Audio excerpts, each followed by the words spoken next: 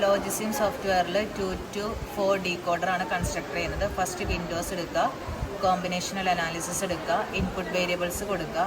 എയും ബിയും ആണ് നമ്മുടെ ഇൻപുട്ട് വേരിയബിൾസ്.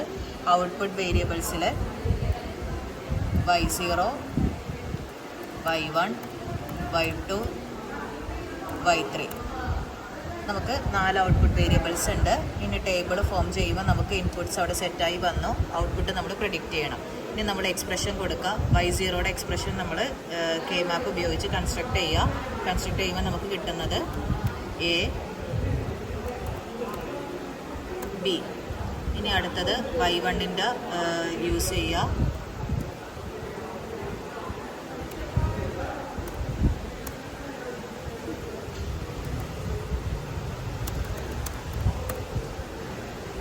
അടുത്തത് y2യുടെ,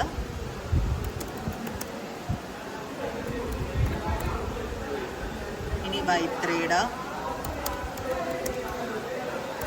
ഇപ്പം നമുക്ക് എക്സ്പ്രഷൻ നമുക്ക് ഫോം ചെയ്തു. ഇനി അതിൻ്റെ കെ മാപ്പ് എക്സ്പ്രഷൻ നമുക്ക് ഓട്ടോമാറ്റിക്കലി വരും.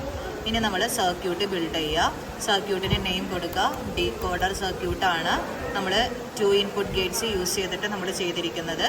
ഇനി നമ്മൾ ഓക്കെ കൊടുത്ത് കഴിയുമ്പോൾ നമ്മുടെ സർക്യൂട്ട് ഇവിടെ ബിൽഡ് ചെയ്ത് വരും.